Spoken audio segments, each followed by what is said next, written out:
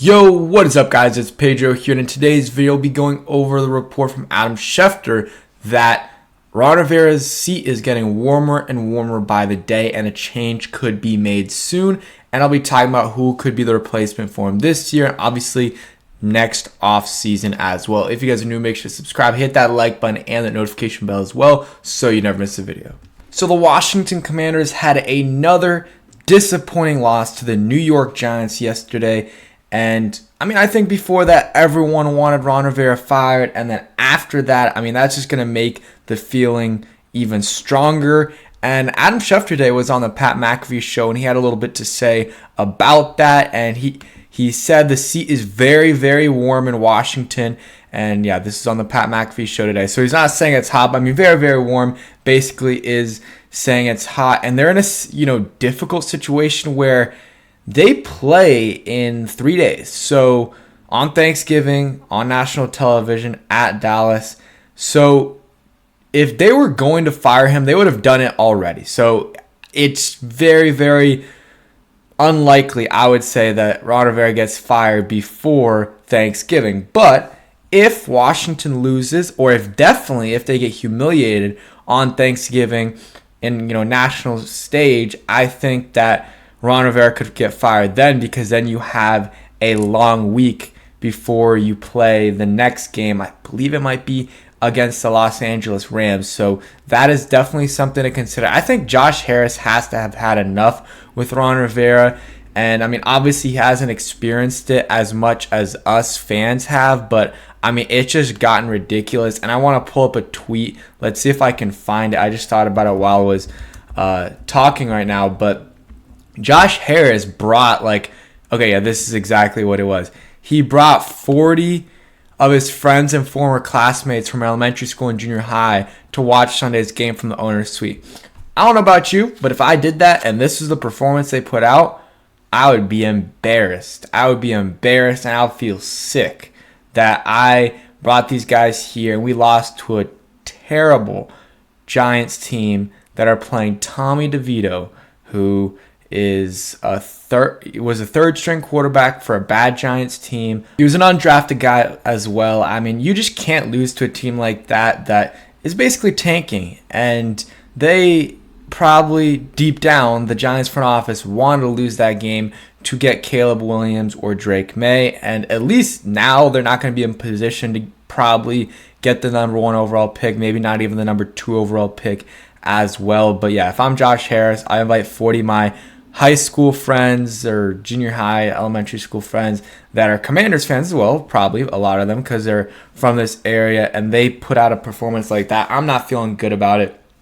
And I think Harris and company already kind of made up their mind on what they would do with this coaching staff when they came here. But I think losses like this to the Giants twice, to the Bears, especially, it would be different if you're just a bad team. But this team, obviously we're not a playoff team, we're not an elite team, but we almost beat the Seahawks, and I'm not saying the Seahawks are Super Bowl contenders or anything, but they're a good team, and we almost beat them at Seattle. And how do you go from that to the next week wetting the bed against a awful Giants team? And you did the same thing early in the year. You almost beat the Eagles, and then you lose to the New York Giants, put up 7 points, and just a terrible performance. It's the same thing with Rivera. He keeps doing it, and I'm sick of him. He just basically says the same thing at the podium every single time, every single year. It's a new excuse.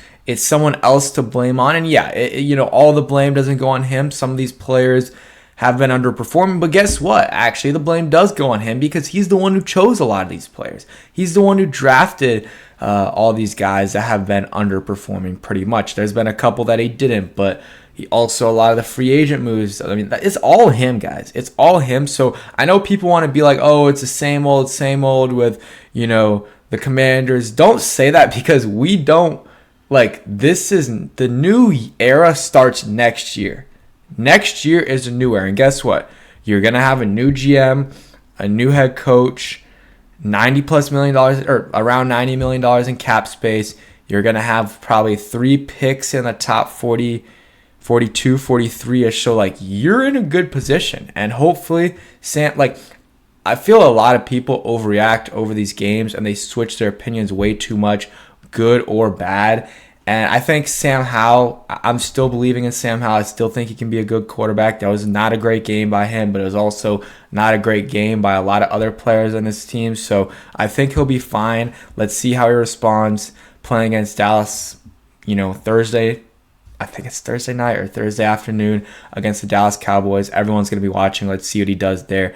And yeah, probably best case scenario in that game is we lose the game 30-34. And Sam Howell is looking like a stud. That's what you want. That's what you want at the end of the day. But yeah, my guess is Ron Rivera gets fired after Thursday against the Dallas Cowboys, unless we somehow win. If we somehow win and that happens, it puts the ownership group in a difficult position. Okay, you just beat a great team on Thursday, on Thanksgiving, everyone watch, and then you fire him. Like it would seem a little bit weird, so I guess they could do it after the bye or something, or like right before the bye. That would be another spot to do it as well. Those are kind of two spots, and if they do it, I would assume they promote Eric Bieniemy to head coach. I mean he has the assistant head coaching title, so it would be very logical to promote him to head coach. And yeah, it's not the best opportunity, but you're giving him something. Let's see what he can do with it, and if he does well, then you're going to interview him as the head coach.